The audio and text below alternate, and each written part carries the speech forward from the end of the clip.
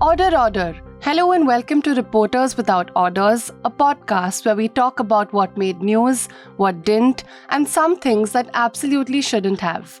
I'm your host, Tanishka Sodhi, and joining me in the studio today is my current colleague, Basant Kumar, and my former colleague, Ayush Tiwari, and also a very dear friend of Basant. Ayush and Basant have done some amazing stories at Newslaundry, which you can still read.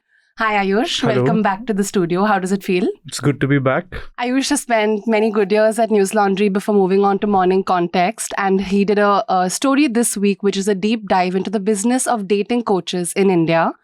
Basant's story, meanwhile, this week looks into the political analysts who come on debates but clearly side with one parties. We'll speak to them about their stories in detail. बसंत, आप बताओ क्या debate था जिसको देख के आपको trigger हुआ कि आप ये स्टोरी करोगे? कांग्रेस के प्रवक्ता है पवन खेड़ा, उन्होंने एक ट्वीट किया कि जो न्यूज़ चैनल्स हैं उनके यहाँ राजनीतिक विश्लेषक के रूप में आरएसएस के लोग बैठते हैं।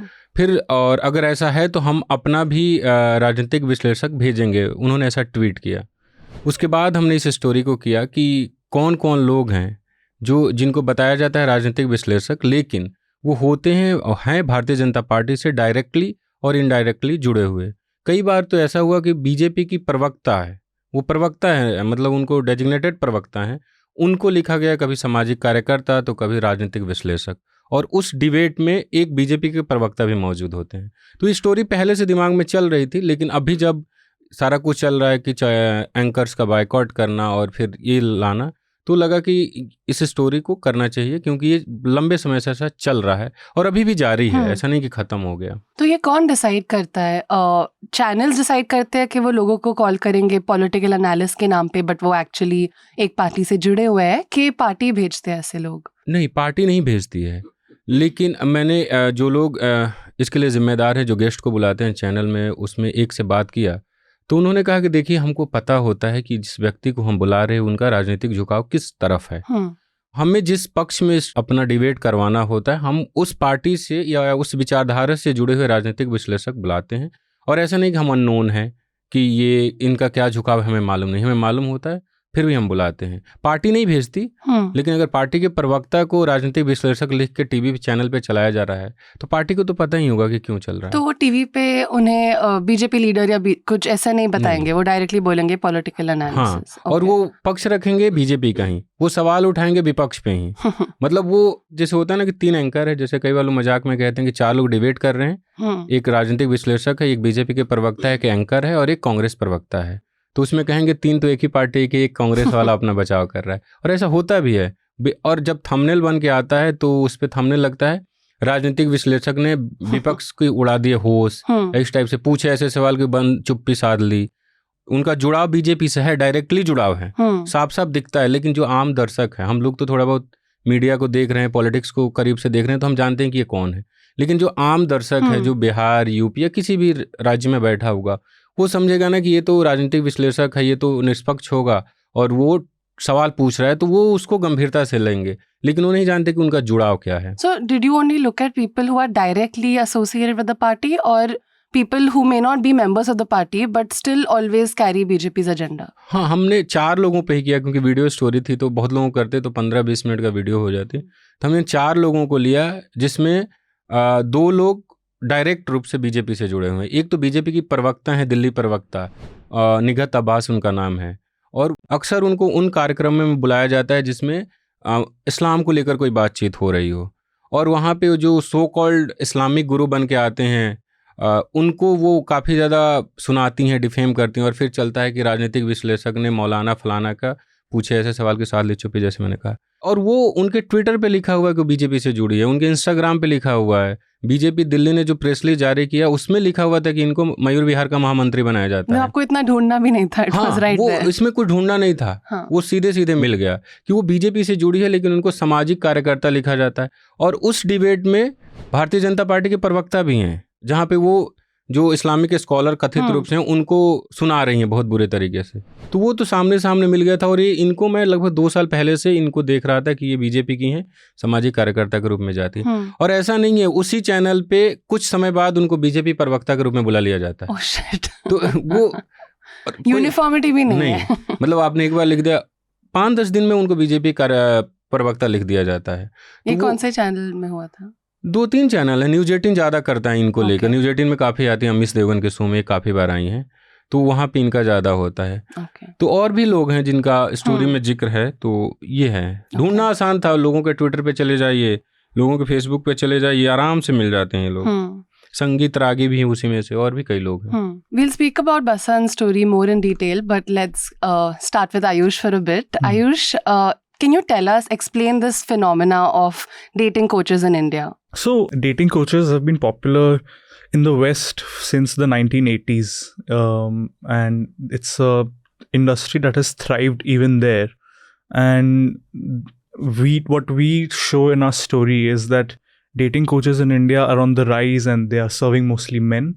But in most other countries, sometimes the same phenomena occurs, but say with a different gender. For instance, in places like Kenya or United Kingdom, dating coaches are again on the rise, but women are the constituency they serve more and more.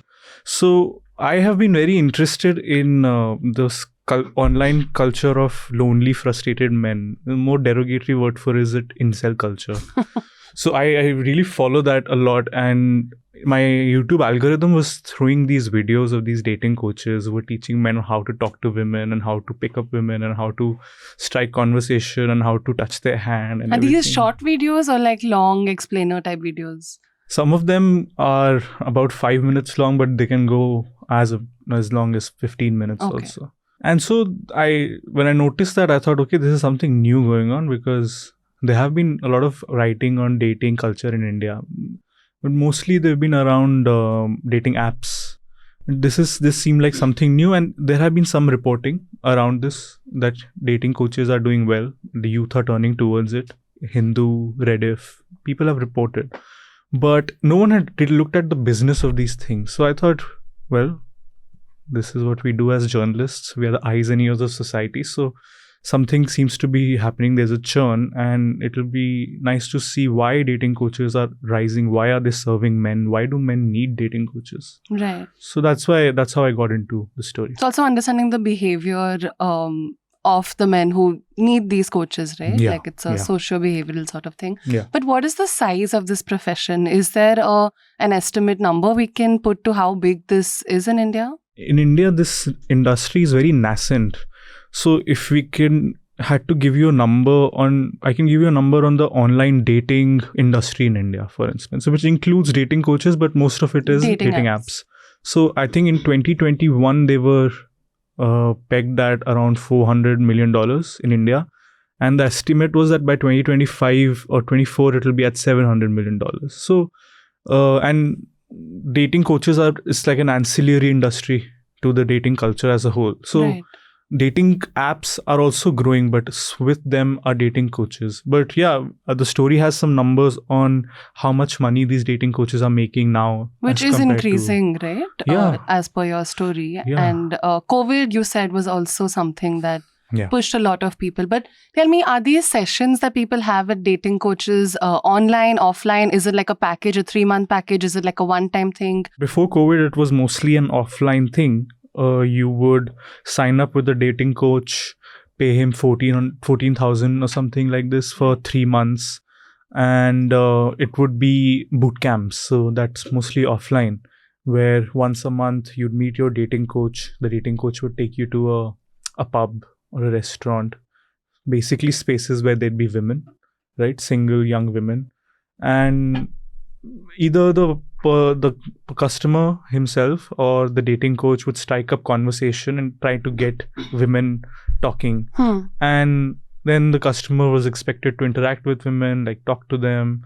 And at the end of the whole affair, after the night, the dating coach would give them feedback. This is what you did wrong. You seem a little desperate there. You shouldn't have said this.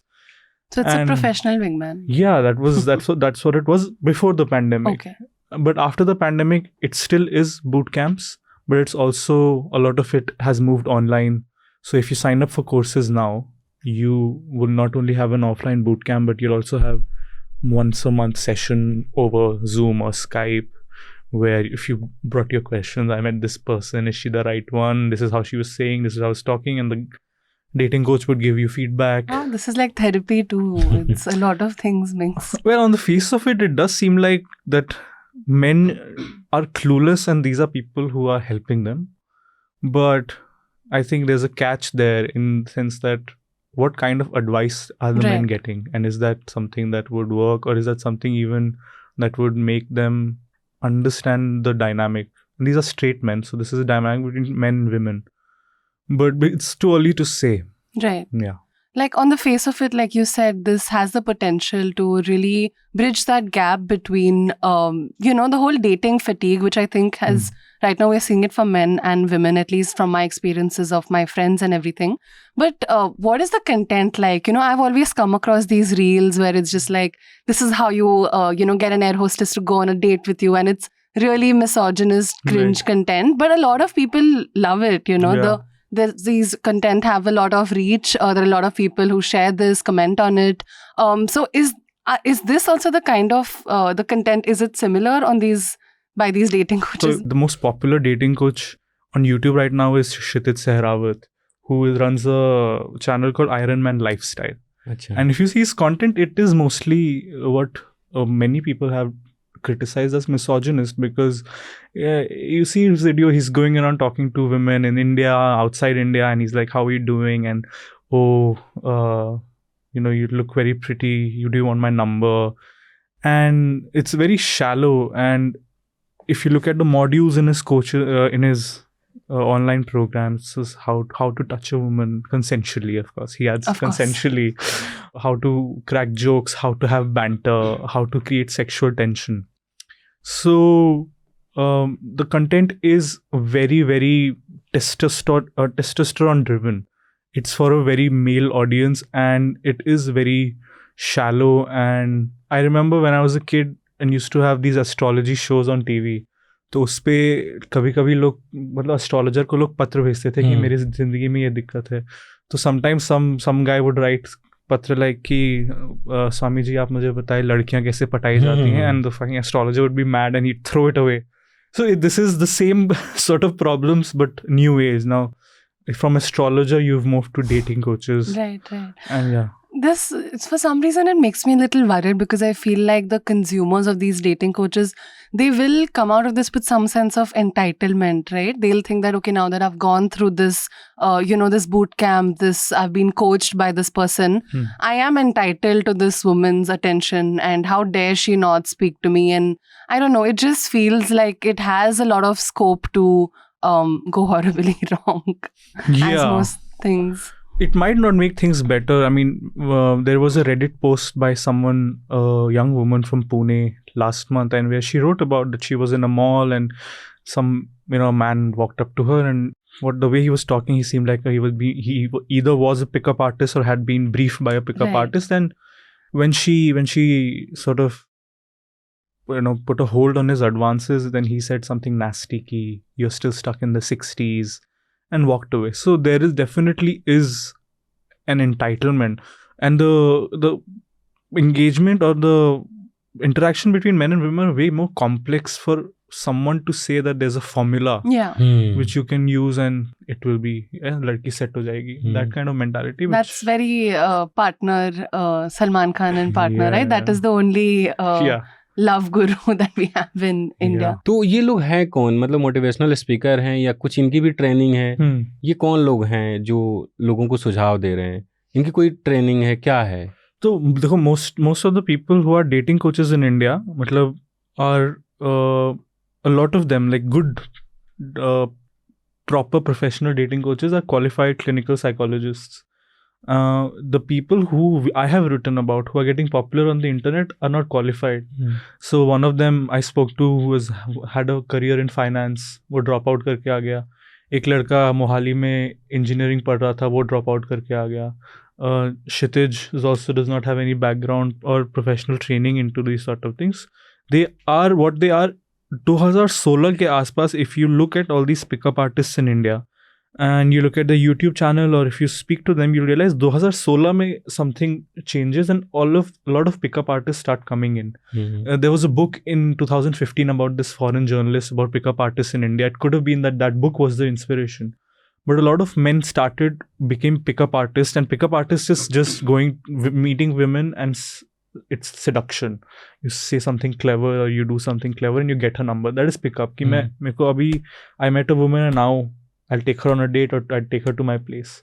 But a lot of these pickup artists are now becoming dating coaches. It can also just be that what they are very much still doing is pickup artistry, but dating coaches are more respectable designation. Right. And I mean, you met some of these dating coaches, I think, or you at least spoke to them. And how did they get into this? What was their motivation? Or like you said, they're all from very different backgrounds without any professional experience or any sort of certificate. So how did they get into this? Is it trying to solve a dating problem for yourself? And that's how you realize that, hey, a lot of people may have this problem too. I think that's the reason. I think a lot of them had this problem.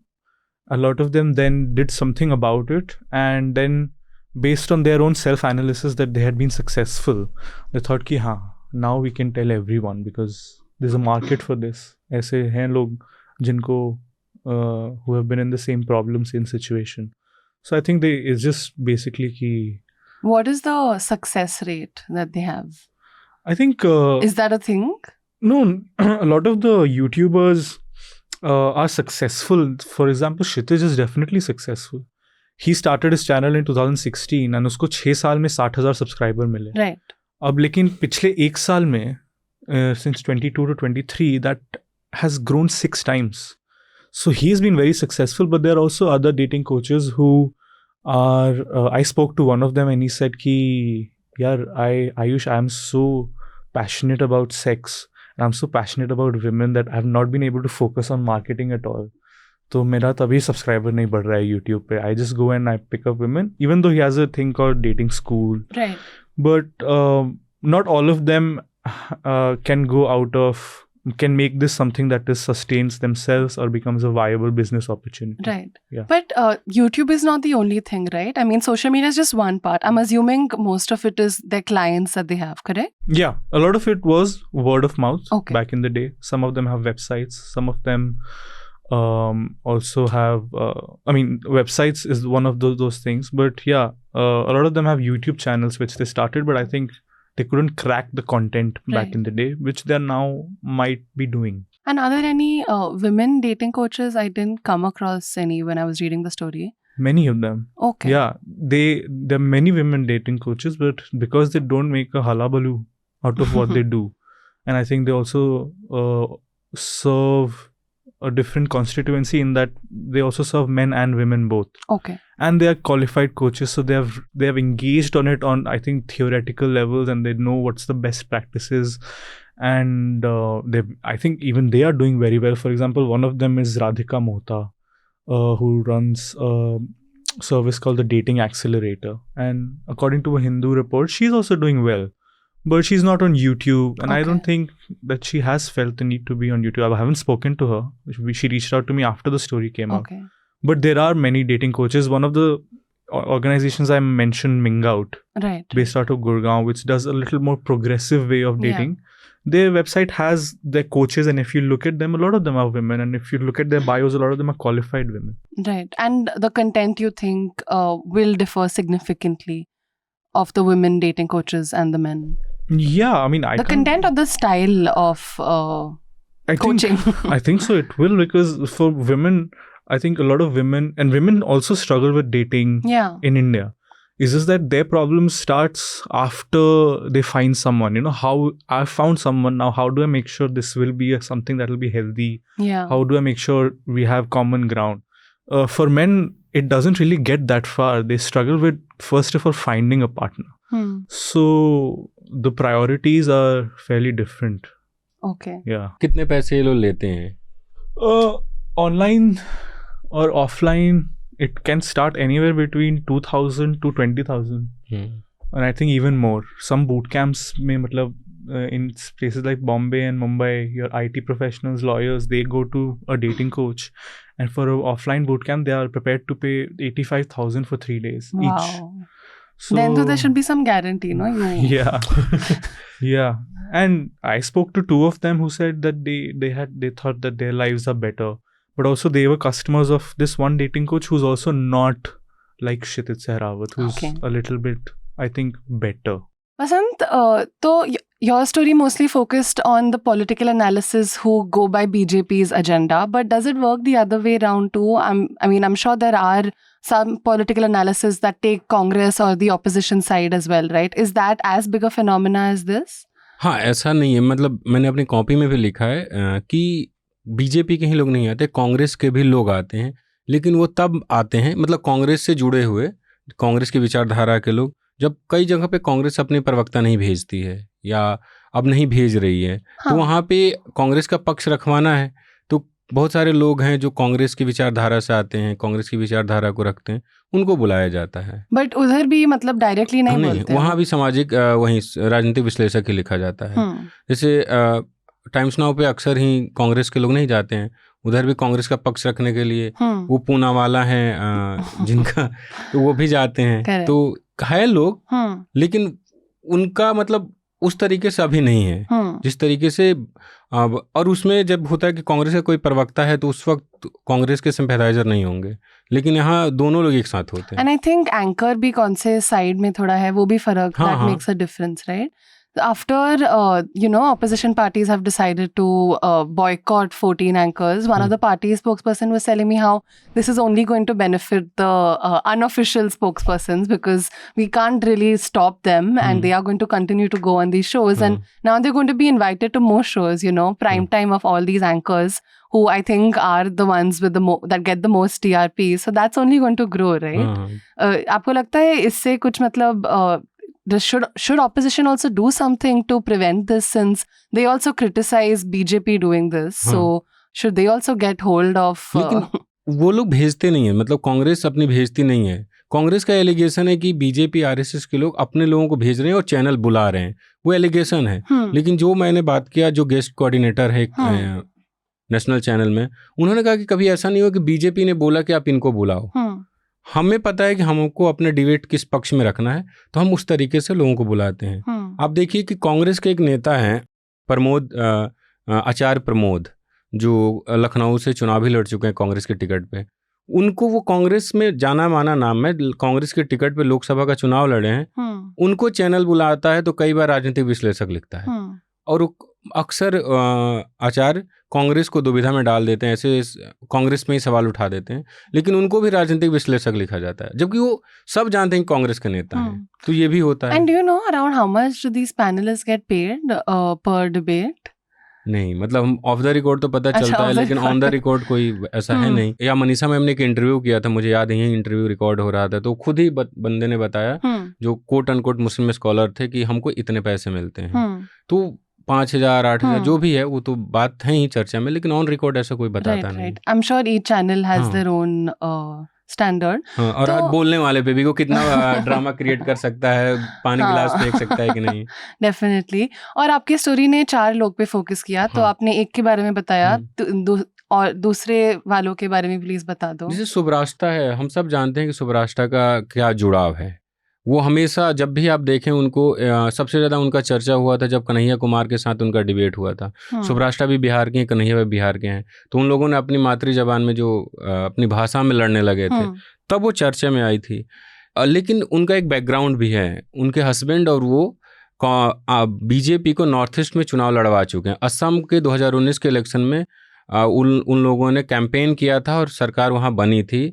उसके बाद north east में उन्होंने काफ़ी काम किया। अभी भी वो किसी उनके जो हस्बैंड हैं वो नॉर्थ ईस्ट के मुख्यमंत्री से जुड़े हुए हैं, और इन लोगों ने बाकायदा किताब भी लिखी है जो नॉर्थ ईस्ट में बीजेपी की एंट्री को लेकर। लल्लन टॉप को इन्होंने इंटरव्यू दिया था, जब इनकी बुक आई थी, इनके और इनके हस्बैंड दोनों ने मिलकर लिखी है। तब उनके हस्बैंड ने उसमें कहा था कि हमने असम जिता दिया और मिजोरम और 3 राज्यों में और चुनाव है, वहाँ अगर हम बीजेपी को जिता देते हैं तो हमारा नॉर्थ ईस्ट का मकसद पूरा हो जाएगा। तो ये डायरेक्ट जुड़ी हुई है बीजेपी से, लेकिन बावजूद इनको राजनीतिक विश्लेषक के रूप में बुलाया जाता है। और अगर ये राजनीतिक विश्लेषक के रूप में आती हैं तो इनकी जिम्मेदारी बनती है कि मतलब कम से कम निष्पक्ष तो रहें, तटस्थ तो रहें। लेकिन ये हमेशा विपक्ष को ही घेरेंगी, विपक्ष पे ही सवाल खड़े कर देंगी, विपक्ष के नेता को ही सुना देंगी। तो उसमें होता है, दिक्कत ये है कि बैलेंस खत्म हो जाता है। 2 बीजेपी के लोग हैं, एक है कांग्रेस का, अगर तो बैलेंस खत्म हो जाता है। सुब्राष्टा वही है। इसके अलावा संगीत रागी एक हैं, वो दिल्ली यूनिवर्सिटी के प्रोफेसर, वो बीजेपी से डायरेक्ट नहीं जुड़े हुए हैं। मुझे याद है दीपक चौरसिया न्यू नेशन में थे, लगभग हर रोज आते थे वो। और उनके जब दिल्ली यूनिवर्सिटी पे ना हर प्रोफेसर का पूरा प्रोफाइल होता है, तो मैं इनके प्रोफाइल पे गया तो ये 2004-05 से डिबेट में आ रहे हैं, और उसमें पूरा लिखा होगा कि इस बार इस डिबेट में गए, इस बार इस डिबेट में गए, पूरा लंबा है, CV भरा हुआ है। उनको भी देखिएगा, कभी लिखा जाता है RSS विचारक, कभी राजनीतिक विश्लेषक। उनका डायरेक्ट जुड़ाव नहीं है, लेकिन उनकी सारी बातें और उनका ट्विटर वो बताता है कि वो भारतीय जनता पार्टी और RSS से खुले रूप से जुड़े हुए हैं। बाकियों का यही हाल है। और कई नाम छूट गए, मतलब आप वीडियो में कितना लोग ला सकते हैं। और आप लोग ने अपने इन लोग से बात की थी? हमने लिख 2 लोगों को फ़ोन किया, इन लोगों ने मतलब रागी जी को फ़ोन किया, बात नहीं हो पाई। बाकी लोगों का डायरेक्ट कनेक्शन मिल रहा था, तो कुछ उनसे सवाल पूछने का मतलब नहीं बनता था। डायरेक्ट मुझे कनेक्शन एस्टेब्लिश करना था, इनका पक्ष जानना नहीं था। 2019 में मैं अयोध्या गया था, जिस दिन राम मंदिर का जजमेंट आया था। तो all these news channels, ABP, Aaj Tak, they were doing live debates from the Ram Mandir trust, जहाँ पे वो ईंटें पड़ी हैं जो अब मंदिर में लगी हैं, वहाँ से ही Rubika Liaquat was doing a show, live debate, and it had 2-3 महंत, 2-3 BJP वाले and 1 Muslim spokesperson. I don't know what he was spokesperson, और 1 मुस्लिम पैनलिस्ट। तो वो भी, मैं ऑडियंस में बैठा हुआ था, और Rubika is doing her theatrics, and तो उन्होंने पूछा आपको क्या लगता है राम मंदिर बन रहा है अब? तो बोलते हैं मुसलमान तो साथ है, मुसलमान चाहते हैं राम मंदिर बने, एकदम सही हुआ, कोई दिक्कत नहीं, बनाओ मंदिर। तो आई वाज वेरी इंट्रिग्ड कि he was very pro temple. So after the show ended, he went to this corner and he was standing there smoking a cigarette very keenly, and so I was like कि आप कौन है? तो ये है वो है, and then he told me that he was from the Rashtriya Muslim Manch, which is the RSS's Muslim platform, but that was not disclosed when the program was happening, and it seemed like that's manufacturing consent. Definitely. अगर पता चल जाता राष्ट्रीय मुस्लिम मंच का है तो कोई भी कह देता है तो RSS का भी है। Definitely. And since you both have covered media for years, I want to ask you 2 questions. One, opposition's India bloc's move to boycott 14 anchors. What do you make of this move? Do you think it's a good decision, or do you think it is emergency level, oppressing freedom of press? Well, this is not the first time they've done it. I think this is a more concerted effort, but I remember doing a story after 2019 election when the Congress had said that they'll boycott Sudhir Chaudhary's DNA show. Right. And I'd spoken to Sudhir then, and I'd spoken to Sanjay Jha, who was, I think, still back then a spokesperson, and Sudhir was very unaffected by it. He was like, and he even was more provocative कि हाँ नहीं आना तो मत आओ, जो करना है।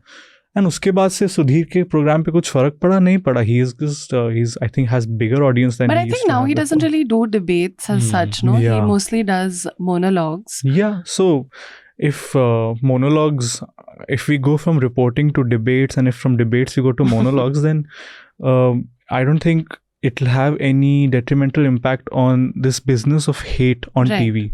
But it's good to show that there is a concerted effort against, there's some sort of pushback. Right. And people who say there's a freedom of speech problem, I don't agree with this. I mean, or freedom of press for that matter, where in all this is there a press? Yeah. This is not press. Press is what is, I don't know, some newspapers and some websites is what is press in India. What goes on television is not press. And again, freedom of speech is between the state and the citizen. This is the opposition parties, just dealing with a bunch of anchors who are, But could this be counter-effective for the opposition, since we're approaching an election here, and these anchors are the ones who get the most TRPs, like it or not. So their viewers are not even going to get like 5 minutes of the opposition's perspective, which is, I'm assuming, what was all they could get. Not like they were allowed to speak for more. So I don't know. I'm worried that this could backfire for them. I don't know. I don't remember the last time I saw an opposition's perspective on a TV channel, to be honest. And I'm sure if they've taken this decision, they also very well have evaluated these things, that there must be a feeling that their voice is anyway not heard. Right. And doing this will not make anything worse. I think it's just I think what most opposition parties are doing now is they're sponsoring newspaper campaigns and front page ads. That's where they're focusing. And television is not something I think they have Basant, much आपको hope क्या for. लगता है? You've also been working on a story that's going to come at the end of the week about this. जो आयुष ने कहा मैं बिल्कुल agree हूँ, और ये कहना है कि ये इमरजेंसी है। इमरजेंसी में सरकार थी जो फ्रीडम ऑफ एक्सप्रेशन पे रोक लगाई थी। यहाँ पे आप विपक्ष आपको कह रहा है कि हम आपके डिबेट में हिस्सा नहीं लेंगे, क्योंकि आप कर क्या रहे हैं। हम मतलब अभी मैं रिसर्च कर रहा हूँ जिस स्टोरी पे, इन 14 एंकरों में से मैक्सिमम ने एक भी महंगाई पे चर्चा नहीं की है। उसी बीच गैस सिलेंडर का कीमत कम हुआ तो सब तारीफ में तारीफ कर रहे हैं। आपको पूछना चाहिए कि गैस का आप क्या करते हैं कि रेट बढ़ा दिए, मतलब होता है ना बचपन में पिताजी थप्पड़ मार दिए, आप रोने लगे तो चॉकलेट दे दिया, तो वही है ना कि आपने पहले गैस का रेट बढ़ा दिया, कम कर दिया। तो सवाल सरकार से पूछना चाहिए। जितने लोग हैं, आप सुशांत को देखिए, हालांकि वो डिबेट नहीं करते हैं, लेकिन उनका पूरा आप शो देख लीजिए किस चीज़ पे होता है। मैं आदित्य त्यागी, जो काफ़ी ज़्यादा जब नाम आया तो उन्होंने ट्वीट किया कि मेरा नाम सबसे पहला है और त्यागी डरते नहीं, लेकिन वो उनको समझ नहीं आया कि वो अल्फ़ाबेट के हिसाब से लिखा गया है। उनका पर्सनल यूट्यूब चैनल है, मैं अपने रिसर्च के दौरान चला गया, उस पर अगर 100 वीडियो है तो 90 वीडियो पाकिस्तान से रिलेटेड है। मतलब थंबनेल पे पाकिस्तान दिख रहा है, मैंने उसको खोल के नहीं देखा, थंबनेल पाकिस्तान से।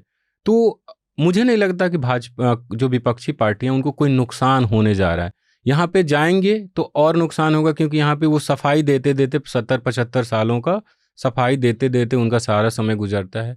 और एक तरीके से मैसेज भी है कि आप लोग जो कर रहे हो, देश की जनता जाने कि आप लोग क्या कर रहे हैं अपने समर्थकों के बीच। और मैं जैसे देख रहा हूँ कि जो विपक्षी पार्टियां हैं वो अब यूट्यूब के लोग, जो जर्नलिस्ट हैं, उन पर फोकस कर रहे हैं। उनको इतना भरोसा हो गया है कि टीवी चैनल उनका पक्ष नहीं दिखाएगा।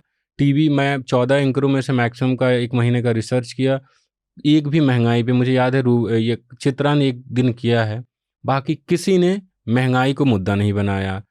कोई क्रिटिसिज्म नहीं है, आप कोई भी सवाल नहीं पूछ रहे हैं, विज्ञापन चला रहे हैं टीवी पे, तो ठीक है। मुझे नहीं लगता कि ये जो विपक्षी पार्टी बहुत बड़ा गुनाह कर दी है। मेरा राइट्स है कि मैं आपके डिबेट में आऊँ ना आऊँ, इससे आपका फ्रीडम ऑफ एक्सप्रेशन पे कोई असर नहीं पड़ रहा। आपको मैं बंदूक लेके थोड़े बैठा हूँ कि पुलिस आपको अरेस्ट कर लेगी। And people who were on this committee who came to this Decision India blogs, who I was speaking to, were also saying that when they do allow us to speak, they just, mute it halfway through, or they counter us before we even finish a sentence.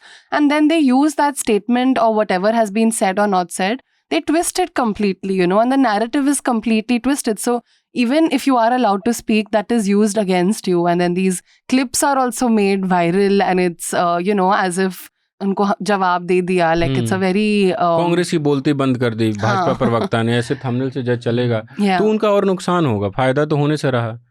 तो ठीक है, अच्छा है। और मैं बात कर रहा था, मैं एक जो कमेटी ने निर्णय लिया उनसे बात कर रहा था, तो उनका जो अगला मूव है वो काफी स्ट्रांग है। अभी तो उन्होंने बायकॉट की, मतलब बायकॉट के आपके डिबेट में नहीं आएंगे।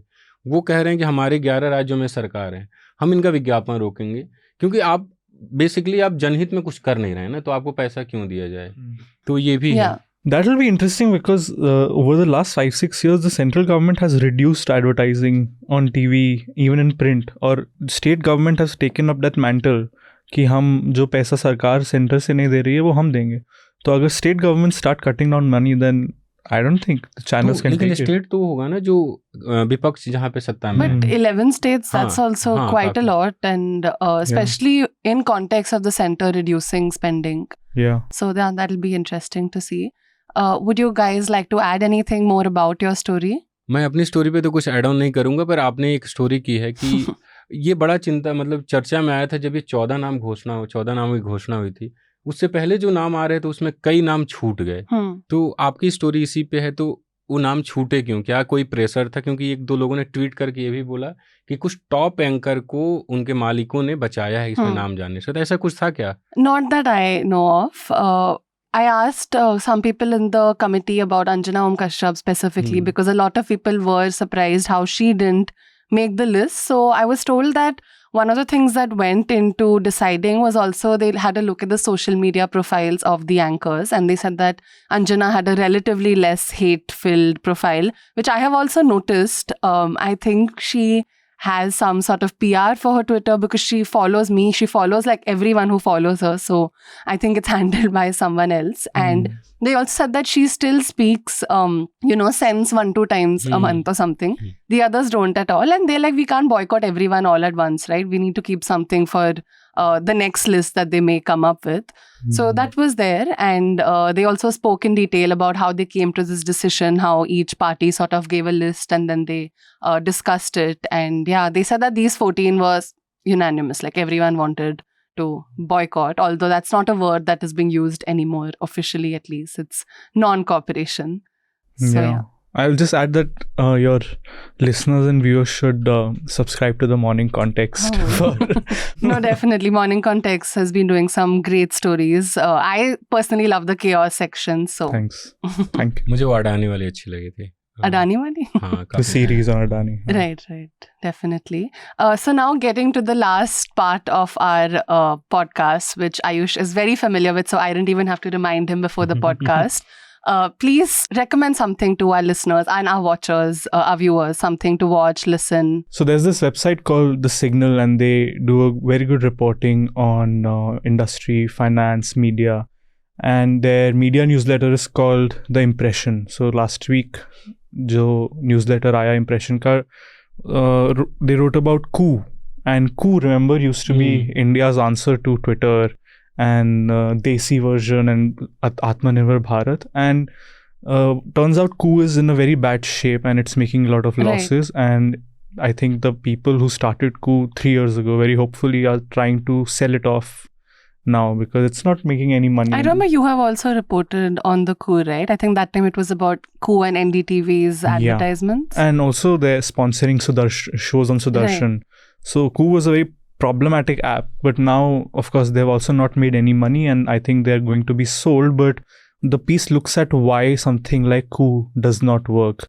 Its first reason is it's this Desi Atmanirbhar thing can work. You can get users, but if you get users, does not guarantee you money. Yeah. Second, it's trying to ape Twitter. Twitter is not making money. So if Twitter is not making money, then for you to think that you'll be profitable will not work. So it's a very good newsletter. It's by Soumya Gupta. Okay. And yeah, that's my recommendation. Basant? Spotify पे एक podcast सुना था मीना कुमारी को लेके, उनका struggle, उन्होंने जो झेला और बहुत कम उम्र में उनकी डेथ हो गई. तो वो सुनने लायक है. रेखता प्लेटफॉर्म पे एक उनके बारे में एक इंटरव्यू टाइप का है.